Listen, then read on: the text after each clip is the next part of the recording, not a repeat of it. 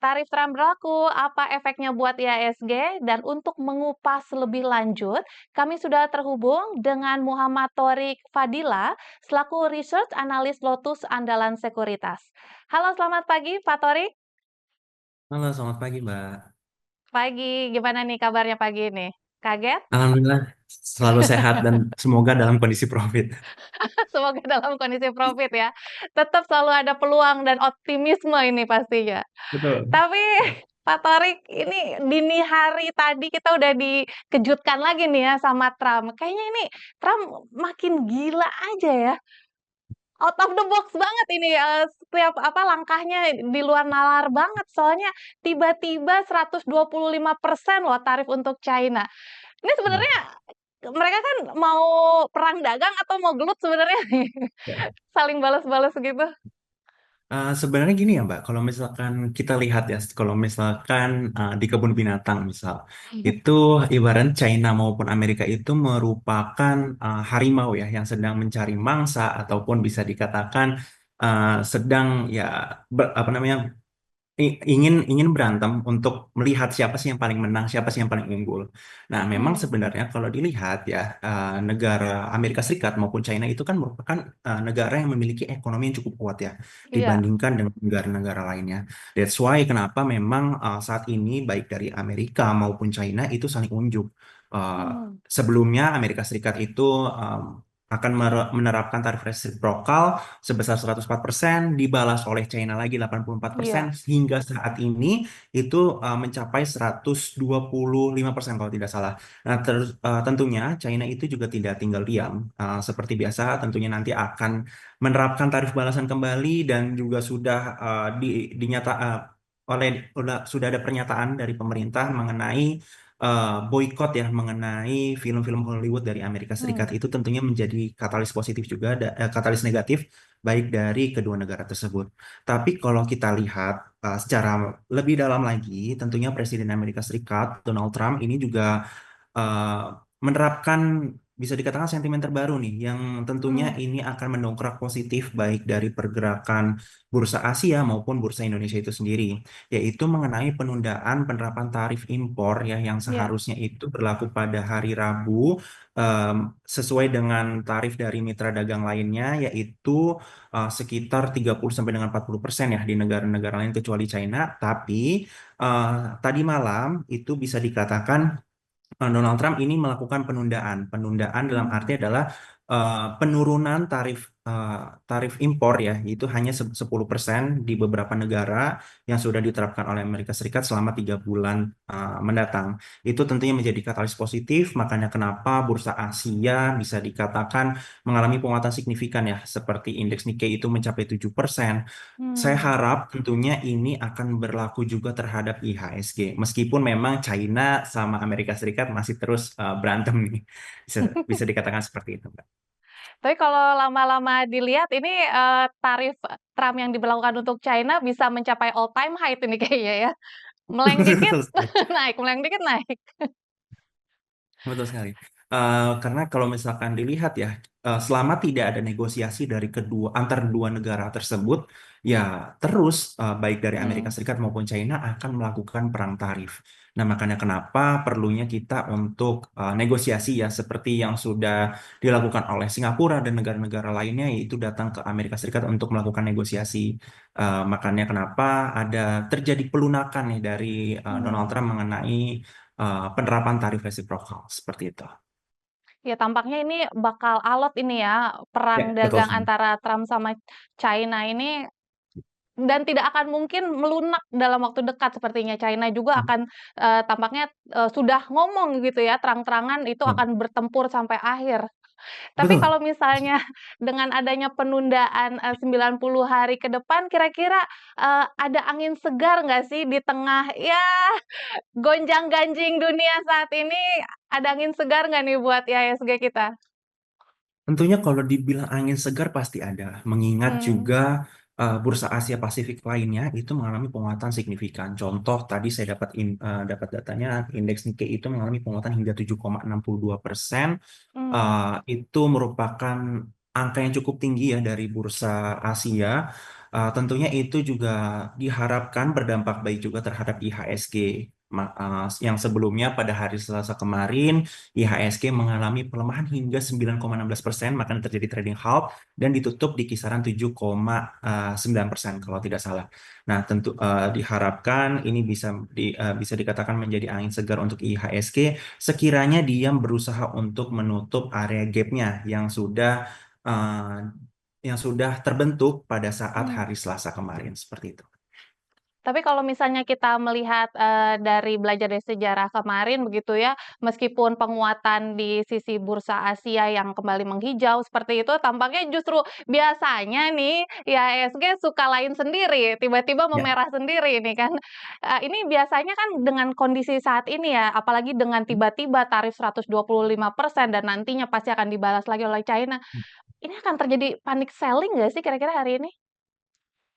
Kalau untuk saat ini melihat secara historikal dari bursa Asia yang mengalami penguatan, saya rasa justru ini tidak akan terjadi panic selling. Kenapa? Hmm, Kalau kita lihat pada perdagangan kemarin, net sell asing itu kan hanya 1,05 triliun. Meskipun memang masih cukup besar, tapi iya. setidaknya tidak lebih dari hari Selasa kemarin yang mencapai 3,5 triliun rupiah. Tentunya saya harap ini tidak ada terjadinya net sell asing lagi, justru malah dilakukan aksi net buy.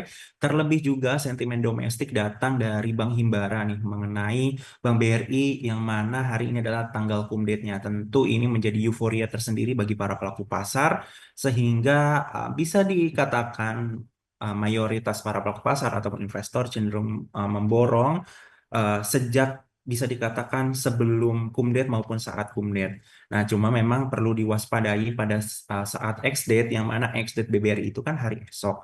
Hmm. Tentunya ini akan terjadi panic selling dari saham BBRI. Meski begitu, Oke. kita juga masih bisa melihat mengenai cum date-nya BMRI, BBNI maupun BBTN. Jadi untuk sentimen dari domestik itu juga cukup mendukung untuk mendorong pergerakan IHSG dan saya juga meyakini ini juga tidak akan terlalu besar jikapun masih ada yang namanya net sell, tapi Hmm. saya harap ini akan terjadi net buy untuk perdagangan hari ini seperti itu.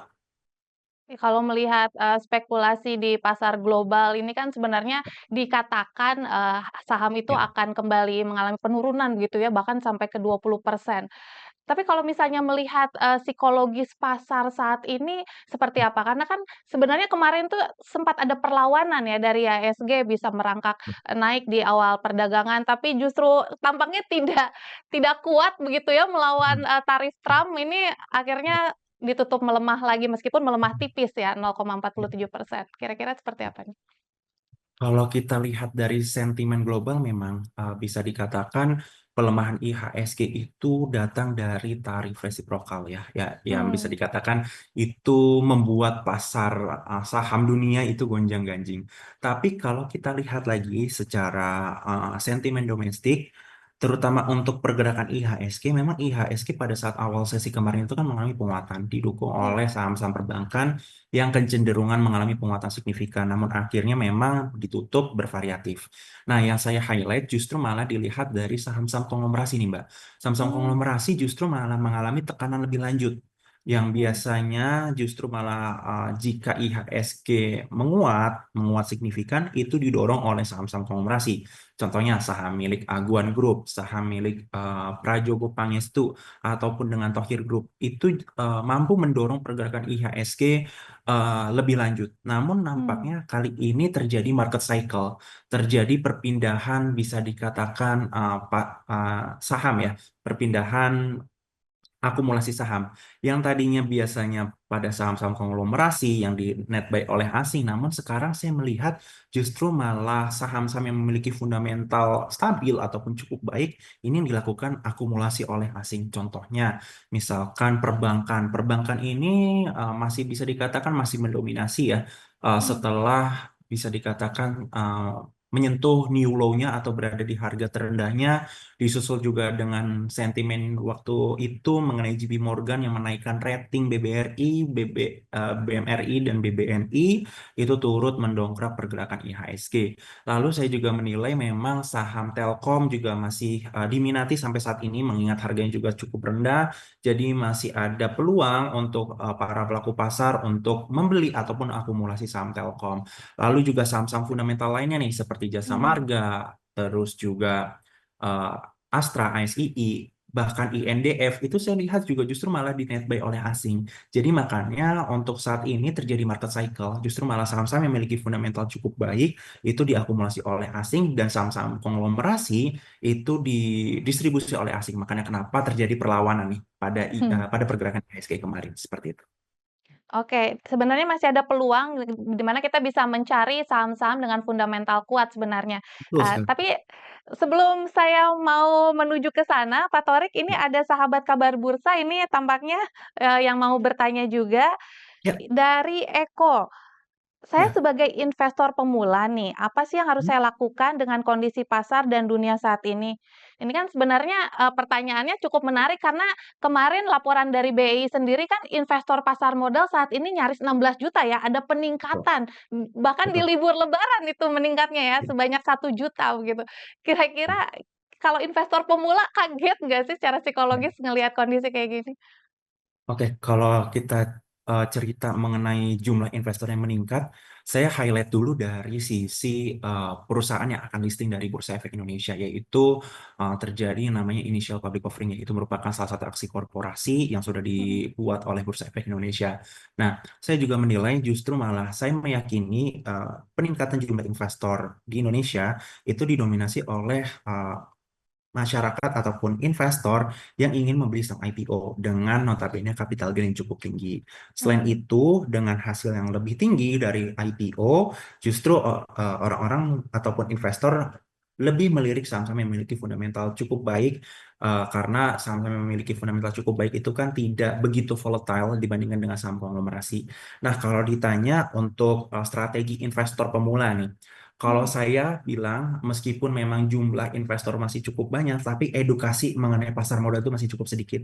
Makanya Mmm. kenapa saya berharap sekali untuk pengamat pasar modal, ahli pasar modal dan lain sebagainya, termasuk saya ingin sekali untuk memberikan edukasi terhadap investor-investor baru nih, investor-investor retail yang baru Mhm. memulai dari memulai untuk berinvestasi di pasar modal. Kenapa? Kekhawatiran juga masih akan terjadi jika markup ini volatile kembali didukung dengan adanya sentimen negatif mungkin ke depannya itu justru malah investor-investor baru ini melakukan panic selling itu justru Mmm. mendorong pelemahan IHSG lebih lanjut. Makanya kenapa saya rasa untuk memberikan edukasi lebih lanjut terhadap investor baru. Lalu juga kalau misalkan teman-teman yang sudah belajar lebih dulu nih di YouTube ataupun di sosial media lainnya mengenai saham, saya meyakini justru kita harus melihat nih suatu saham ataupun suatu kondisi pasar dilihat dari teknikal ataupun fundamentalnya. Ya, balik lagi itu melakukan analisis lebih lanjut. Makanya kenapa saya selalu mengingatkan untuk para investor ataupun teman-teman semuanya yang menonton live YouTube ini Mhm. saya selalu menyarankan melakukanlah analisis lebih lanjut, analisis lebih konkret. Karena tentunya analisis ini bisa melihat nih peluang atau peluang untuk beli maupun jual suatu saham itu bisa terlihat dari kedua analisis tersebut. Yang Mmm. terakhir, selalu saya ingatkan sesuaikan dengan profil resiko dari teman-teman semuanya. Teman-teman kan pada saat pembukaan account saham itu dilihat nih kira-kira apakah konservatif, moderat ataupun agresif. Iya. Nah, untuk agresif biasanya itu ingin mendapatkan return yang lebih tinggi.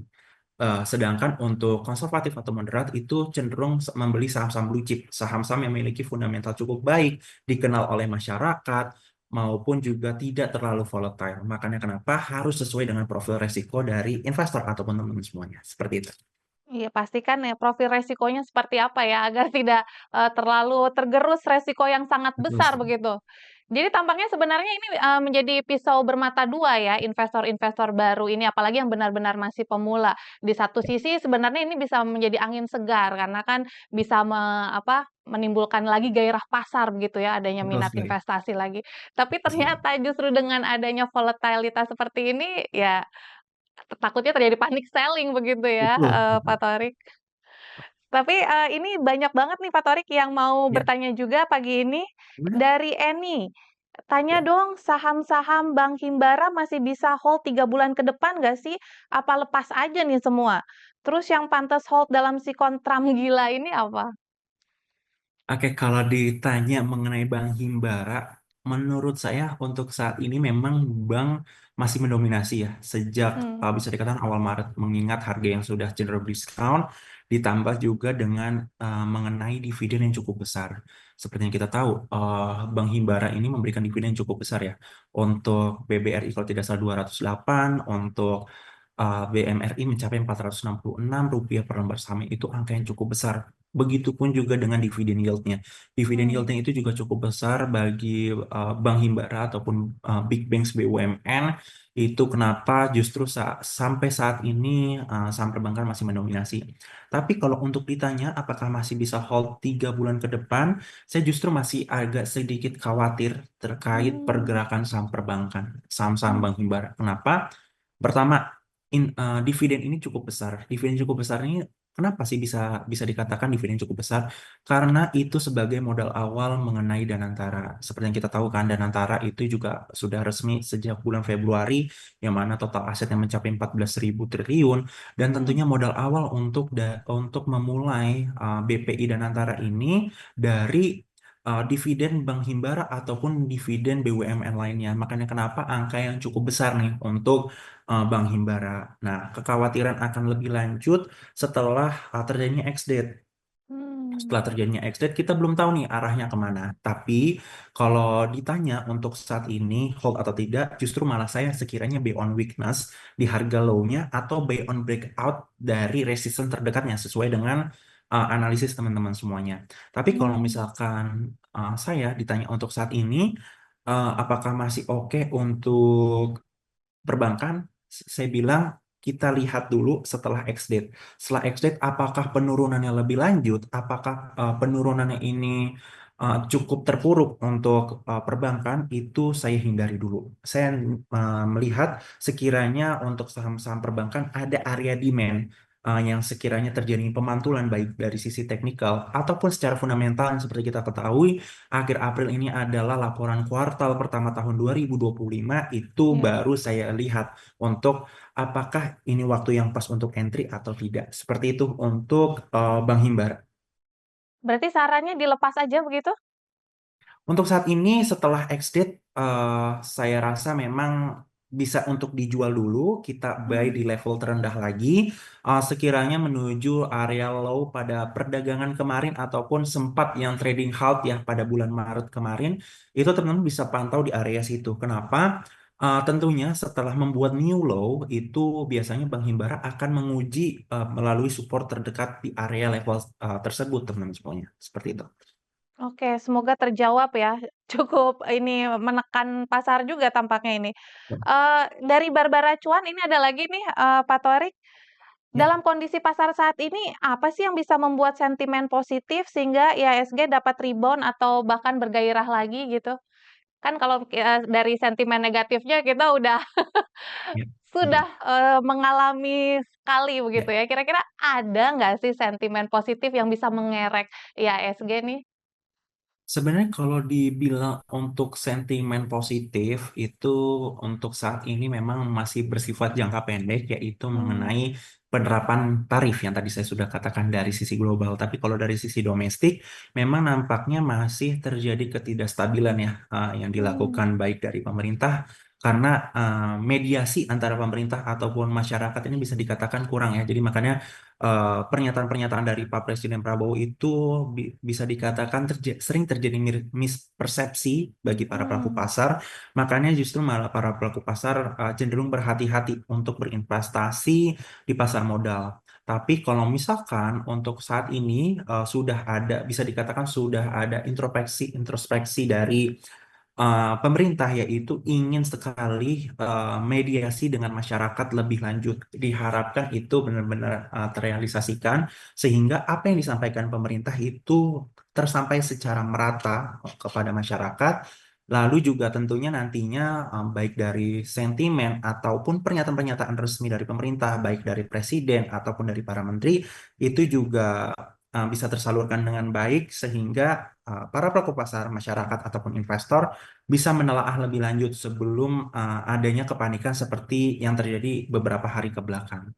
Seperti itu untuk saat ini. Tapi kalau misalkan IHSG rebound, saya rasa memang jangka pendek untuk sentimen global mengenai penurunan tarif 10% hingga 3 bulan ke depan. Seperti itu. Pendek masih ada kemungkinan untuk rebound begitu. Betul sekali. Berarti kalau misalnya kita melihat kemarin, sarasehan ekonomi itu sebenarnya tidak terlalu mengerek IHSG ya? Dan tampaknya juga kalau misalnya, sekarang ini pelaku pasar sebenarnya benar-benar menanti kira-kira seperti apa sih gebrakan, negosiasi yang akan dilakukan pemerintah begitu ya untuk, tarif Trump ini? Betul sekali. Sebenarnya kalau ditanya mengenai sarasehan apakah berdampak pada ekonomi, seharusnya itu berdampak karena tentunya mengenai statement ataupun outlook ekonomi ke depannya. Tapi justru saya menilainya ini kan baru outlook. Kita harus lihat gebrakan yang benar-benar nyata dari pemerintah.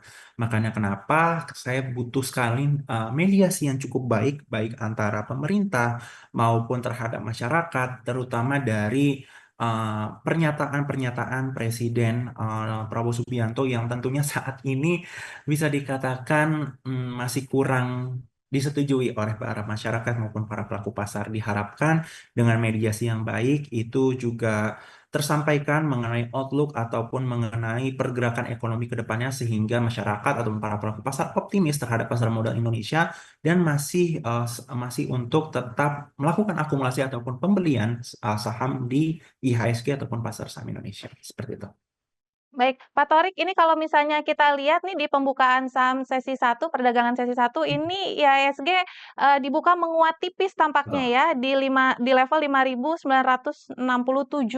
Nah, Ya, kira-kira, proyeksinya hari ini seperti apa? Apakah secara teknikal akan, bisa melakukan rebound begitu atau justru akan terjadi penekanan lagi dan akhirnya parkir lagi nih di zona merah?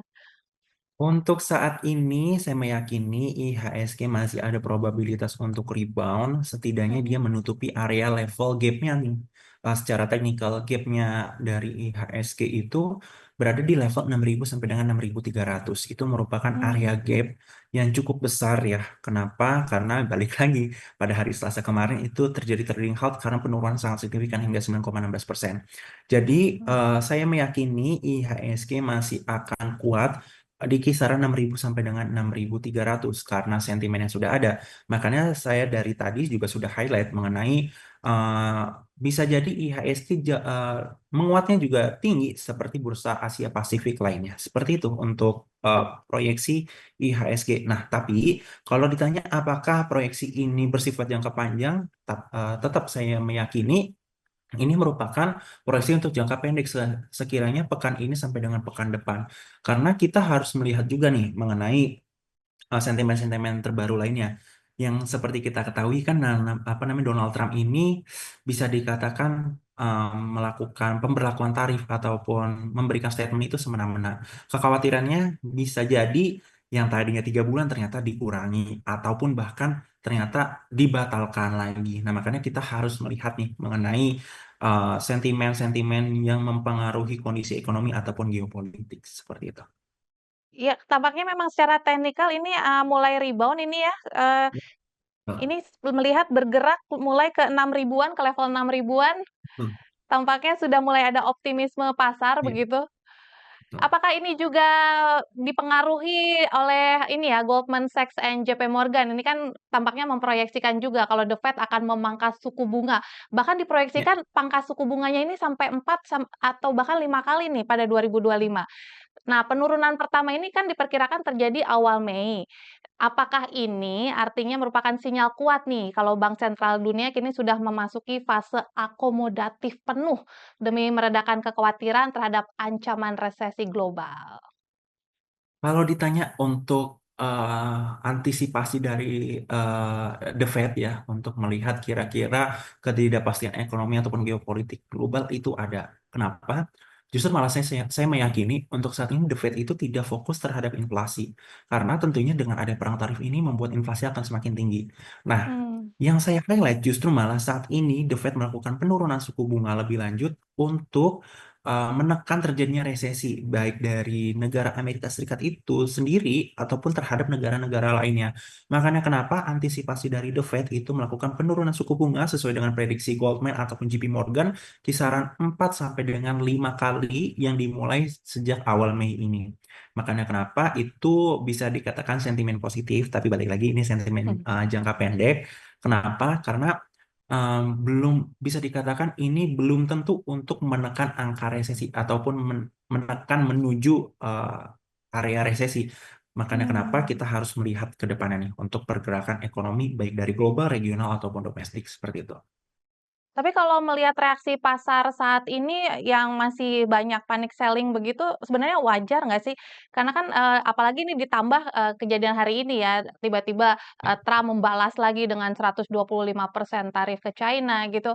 Ini kan dikhawatirkan akan ada efek domino nih ke depannya, Ya, bakal ada inflasi tinggi, jadi harga betul, barang-barang juga makin tinggi, bahkan betul juga sekali. sudah diprediksi nih kemarin, pada saat recehan juga diperkirakan bisa jadi akan ada PHK massal lagi nih, Ya, bahkan sampai 50.000 buruh nih ya terancam PHK betul. massal. Kira-kira wajar nggak sih kalau situasinya memang masih terjadi panic selling begitu?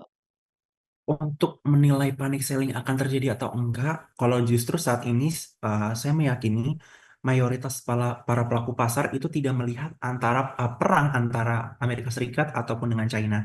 Justru malah saat ini para pelaku pasar itu justru sedang fokus terhadap pernyataan Trump mengenai penundaan tarif, penurunan tarif menjadi 10% itu selama 3 bulan ke depan. Makanya kenapa optimisme Mmm. ini terjadi di pasar saham, baik dari bursa Asia ataupun pasar domestik, yaitu IHSG. Nah, tapi kalau ditanya ini apakah menjadi efek domino, itu tentu akan terjadi efek domino. Nah, kilas balik kita ke Mmm. Rusia maupun Ukraina, itu yang mana harga batu bara itu melonjak signifikan yang menyebabkan angka inflasi juga cukup tinggi, dikhawatirkan juga terjadinya resesi. Nah, kekhawatiran itu bisa dikatakan 1,5 hingga 2 kali lipat dibandingkan dengan Rusia dan Ukraina.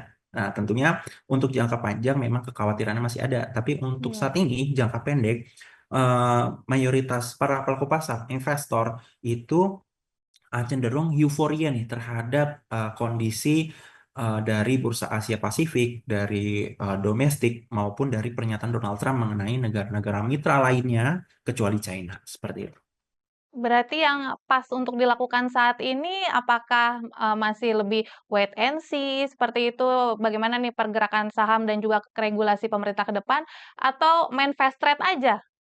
Ya, kalau untuk dari regulator itu juga sudah cukup baik ya. Seperti yang kita tahu, trading halt tadinya 5% ke 8%, yang tadinya 10% ke 15%, yang tadinya 15% ke 20% itu sudah dilakukan oleh Bursa Efek Indonesia maupun OJK untuk antisipasi penurunan lebih lanjut. Begitupun juga ARB, yang tadinya ARB simetris 20%, 25%, bahkan 35%.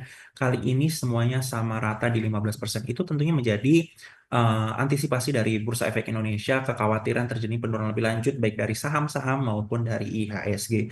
Tapi kalau Mmm. ditanya apakah sekarang untuk wait and see, kalau saya ini justru bisa dikatakan sebagai momentum jangka pendek untuk teman-teman Mmm. semuanya barangkali yang ingin akumulasi ataupun membeli saham, tapi balik lagi ini bersifat jangka pendek. Jadi jangan teman-teman jangan ya, pokoknya jangan sampai terlewatkan nih untuk melihat sentimen yang ada. Kekhawatiran juga masih terjadi. Jadi kalau misalkan taking profit jangan terlalu tinggi ya untuk teman-teman Mmm. semuanya. Batasi juga resiko-resikonya karena untuk saat ini masih jangka pendek. Untuk jangka menengah hingga jangka panjang kita harus melihat sentimen yang ada ke depannya seperti itu. Tracking profit jangan sampai terlalu tinggi begitu ya, Pak Betul. Torik catatannya. Ada pertanyaan dari sahabat kabar bursa lagi nih Pak Torik, Ya. dari One Minute. Wah, kayaknya happy banget nih. Hore, IHSG rebound nih. Kira-kira apa sih saham yang bisa dikoleksi sampai akhir pekan ini, Pak? Untuk akhir pekan ini, kalau saya sarankan hindari dulu perbankan karena perbankan ini kan Mmm. sedang kumdet kekhawatirannya penurunan terjadi pada saat ex-date, yaitu terjadinya dividen trap. Nah, untuk saat ini teman-teman bisa coba lihat saham-saham defensif, yaitu saham-saham Hmm. sektor konsumsi, baik primer. eh, saya sarankan untuk primer saja, karena non primer ini kan eh, fokusnya untuk impor ya, kebanyakan ya. Impornya juga banyaknya dari Amerika Serikat. Justru malah itu yang terkena, bisa dikatakan terkena tarifnya. Jadi saya sarankan untuk eh, ke sektor consumer di primer saja, seperti bisa dikatakan INDF itu teman-teman bisa boleh untuk pantau, dijadikan watchlist. ICBP juga boleh untuk teman-teman semuanya jadikan watchlist. Lalu misalkan MYOR itu juga boleh juga teman-teman semuanya. Karena untuk saat ini ya, kalau misalkan IHSG rebound, tentunya itu juga akan berpengaruh juga nih terhadap dengan saham-saham lainnya. Saham-saham lainnya juga nih yang saya pantau saat ini itu mengalami penguatan signifikan, bahkan Gotoh Hmm. 11%. Lalu Oke. juga BMRI, BBRI, BBCA, BBNI juga bisa dikatakan naiknya juga cukup signifikan. Tentu teman-teman di sini kan bingung yang mana yang Hmm. menarik, yang mana Hmm. yang layak untuk dibeli untuk pekan depan. Jadi untuk sampai pekan depan saya sarankan untuk defensif dulu saja di bagian sektor consumer, Hmm. ataupun kalau teman-teman mau coba untuk beli perbankan BBNI saja, karena BBNI kemudiannya baru di pekan depan di hari Senin tanggal 14 April. Jadi itu masih cukup lama ya. Jadi teman-teman bisa memanfaatkan momentum penguatan IHSG hari ini seperti itu. Defensif dulu di sektor consumer, justru hindari saham-saham perbankan ini ya. Eee, Ya, ini yang tadi yang mau saya tanyakan begitu. Sebenarnya kan ya, tadi, Pak Torik, sempat, menyatakan, harus fokus aja nih di saham-saham yang fundamentalnya kuat. Tapi kan balik lagi, tidak semua saham-saham, yang fundamentalnya kuat ternyata disarankan untuk, buy begitu. ya Bahkan benar. untuk di-hold juga tidak disarankan, Betul, kalau bisa malah, betul. dilepas aja dulu begitu ya. Ya. Nah, kira-kira saham-saham seperti apa sih yang masih aman? Kita melihatnya tuh dari sisi mananya nih? Kalau misalnya dari sisi fundamental aja kan tidak semua saham ya yang worth to buy begitu. Ya. Untuk saat ini, balik lagi saya selalu sarankan sektor consumer saja, karena Mmm. saya yakin memang untuk saat ini tahun 2024 sektor consumer itu mengalami penurunan baik dari sisi pendapatan ataupun labanya. Terutama sih kecenderungan di labanya kayak Unilever, terus juga INDF, Emyor, maupun saham-saham consumer lainnya. Tapi saya meyakini meskipun penurunan ada dan juga akan berdampak terhadap dividen, tapi daya beli masyarakat meskipun menurun, tapi tetap ada. Jadi makanya kenapa saham-saham sektor consumer itu dalam tanda kutip ya uh, secara teorikal itu tidak terdampak terhadap sentimen negatif ataupun dalam kondisi ekonomi lainnya, karena daya beli masyarakat masih tetap ada. Tentunya juga meskipun nantinya pendapatan ataupun labanya kecil, setidaknya masih mendapatkan laba yang konsisten. Jadi makanya kenapa di sini saya selalu bilang untuk saat ini sebaiknya saham-saham defensif saja, seperti saham sektor consumer yaitu INDF, ICBP, Emyor, Unilever, Mhm. atau saham consumer lainnya. Pokoknya intinya sesuaikan dengan analisis teman semuanya, baik dari teknikal untuk momentum ataupun fundamental untuk lihat sekiranya beberapa tahun ke depan. Nah, untuk perbankan sebenarnya memang masih cukup menarik, tapi saya sarankan buy on weakness. Kenapa? Eh, Bulan ini kan bisa dikatakan pembagian dividen terhadap saham Bank Himbara, saham Big Banks BUMN yang tadi saya sudah sebutkan. Mhm. Khawatirnya terjadi penurunan setelah ex-date dan terjadi dividen trap itu ada, mengingat Mmm. dividen per share cukup besar, dividen yield cukup cukup besar juga. Jadi untuk saat ini makanya kenapa perbankan saya hindari dulu seperti itu. Oke. Nah, kalau saham yang kira-kira jadi incerannya Pak Torik di sesi satu ini apa nih? Kalau untuk sesi satu ini saya melihat ada yang namanya ASII ya, ASII kalau secara teknikal ini saya nggak apa-apa ya Mbak untuk bahas kalian teknikalnya juga, barangkali Boleh boleh. teman-teman mau jadikan watchlist. Untuk Mhm. saat ini memang secara teknikal juga sudah cukup menarik ya, kemarin itu penguatannya juga cukup signifikan, dan saya juga selalu highlight kalau misalkan saat ini strategi yang tepat adalah buy on weakness ataupun buy on breakout. Nah, untuk ASII ini sudah terlihat breakout dari resistance dynamicnya EMA 5 maupun EMA 10 di range 4.700. ada probabilitas ISII ini menembus area 4.950, tapi memang perjalanan masih cukup panjang ya. Ini cenderung swing trade ataupun cenderung untuk teman-teman mau coba investing. Nah, kenapa saya bisa katakan seperti itu? Memang ISII ini kan pendapatannya menurun ya akibat penjualan otomotif yang juga menurun, akibat daya beli yang bisa dikatakan juga menurun. Nah, tapi dengan adanya insentif dari pemerintah mengenai penurunan pajak kendaraan hybrid ataupun juga pemutihan pajak yang sudah dilakukan oleh Gubernur Jawa Barat maupun Gubernur Banten itu menjadi sentimen positif nih. Jadi ada katalis positif bagi masyarakat yang mencoba untuk membeli mobil bekas ataupun mobil baru ya Hmm. itu bisa memanfaatkan momentum dari sentimen dari domestik itu sendiri. Nah, target price-nya balik lagi saya sudah katakan untuk ICE di 4.950 untuk melakukan trading buy ataupun melakukan pembelian sekiranya di 4.730 sampai dengan 4.740 saja itu area yang masih aman. Tapi kalau misalkan teman mencoba untuk menunggu lagi sekiranya buy di level 4.590, taking profitnya di 4.950 dan area stop loss-nya 4.470. Selanjutnya yaitu JSMR, teman-teman. Kalau jasa Hmm. marga, balik lagi ya jasa marga tentunya bisa dikatakan menjadi katalis positif selama bulan Ya. suci Ramadan hingga Idul Fitri. Kenapa? Karena masyarakat yang berbondong-bondong melakukan mudik, ya tentunya itu akan meningkatkan pendapatan dari jasa marga itu sendiri. Nah, Hmm. kalau jasa marga secara teknikal, saya meyakini masih ada probabilitas penguatan lebih lanjut untuk jasa Hmm. marga sekiranya dia masih cukup kuat di kisaran 3.900 sampai dengan 3.910 karena taking profit terdekatnya itu di 4.160. Tapi teman-teman batasi juga kalau misalkan terjadi penurunan bisa dilakukan stop loss di area 3.720 karena indikator teknikal juga mendukung stokastik maupun EMA-nya terjadi golden cross biasanya dari dua indikator tersebut ya baik leading maupun ya biasanya kalau leading indicator seperti stokastik itu jika terjadi golden cross masih ada penguatan lebih lanjut seperti itu. Jadi makanya saya menyarankan teman-teman jadikan watchlist jasa marga dan ASII seperti itu. Target terdekat target price jasa marga di 4.160 seperti itu. Baik, menarik sekali ini ya, dan sangat komprehensif tentunya penjelasannya, dan semoga ini sahabat kabar bursa bisa menjadikan insight untuk bisa seperti apa nih saham-saham yang bakal dijadikan investasi pada perdagangan sesi satu pagi ini. Terima kasih banyak Pak Torik, ini luar Yap, biasa, thank menarik you. dan banyak sekali ilmu yang kita dapat pagi ini ya. Dan kita akan ketemu lagi di dialog selanjutnya nantinya ya. Yap, Terima siap, kasih. siap. Sehat Terima kasih selalu. Mbak. Siap, sehat selalu juga Mbak.